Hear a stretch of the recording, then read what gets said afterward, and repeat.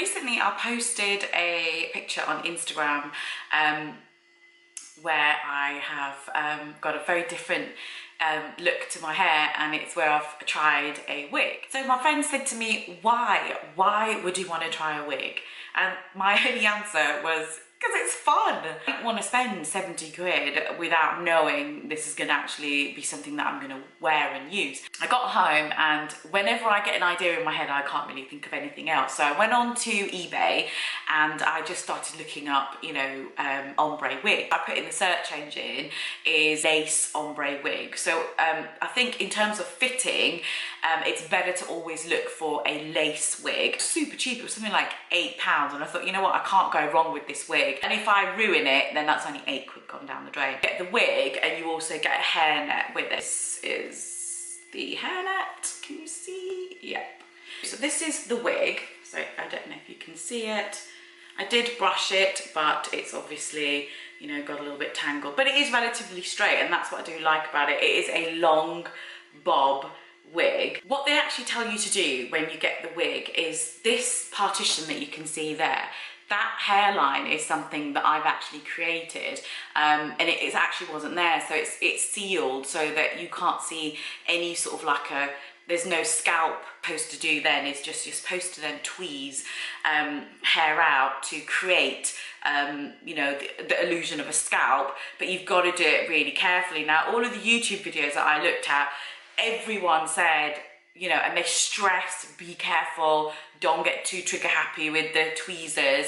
Definitely take your time doing that, because once you've tweezed the hairs out and you've got a massive gaping scalp on your wig, firstly, it's not going to look very good, and you can't undo that. You can't glue that hair back on. And remember, your scalp is obviously, you know, doesn't really see the light of day, so it is going to be lighter than maybe, you know, your face. The scalp on this wig was quite dark, so I'm not really sure why that is, to be honest. So what I did was, you know, there's several things that you can use. Again, it's all going to depend on the colour of your scalp. So you can either use the kind of orange primers that you can get. I mean, this is a really good one, so I started off by using this one, and this is by Makeup Forever. So it's a caramel colour, and then what you do is you literally just use a really thin brush, and then you just kind of like pat almost. I don't know if you can see, but yeah, you just pat into the hairline like this really carefully, and then just let it dry. Some people use concealer powder, some face powder, setting powder. You can use just a normal concealer. Again, it's all going to depend on your scalp colour, remember.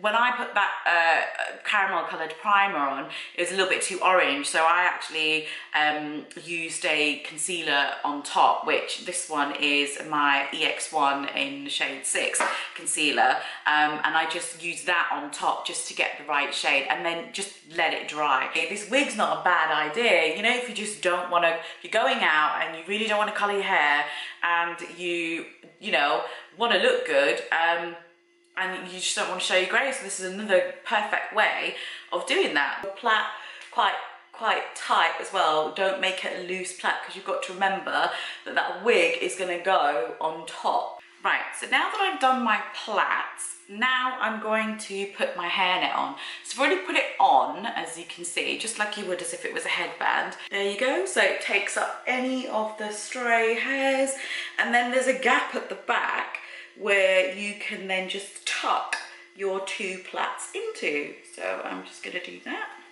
So managed to get it on. I just had a quick brush through. So as you can see, this is what it looks like when you've got it on. So it doesn't look too bad, you know, for an £8 wig. You can see my hairline. I advise that you cut into the wig and you cut in some baby hairs, just to make it look a bit more natural.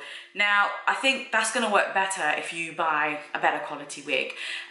With this, I don't think you need to do it as much. What I did do, and you can just use a normal pair of scissors. You don't, I mean, there's a lot of people that use the fancy grooming scissors, but you know, a normal pair of scissors is fine.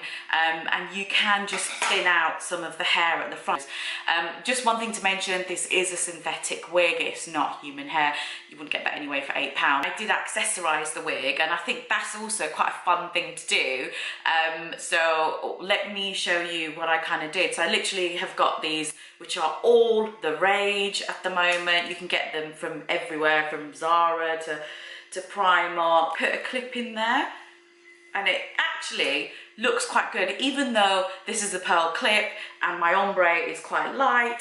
You know, it looks all right. Funky looks. So I think it just makes your wig look a little bit more dressed up. I think it just adds to the wig, and I think it looks quite fancy as well. So I definitely love this look. So the times I've worn it, which haven't been that much because I've only just got it, I've always put these grips in.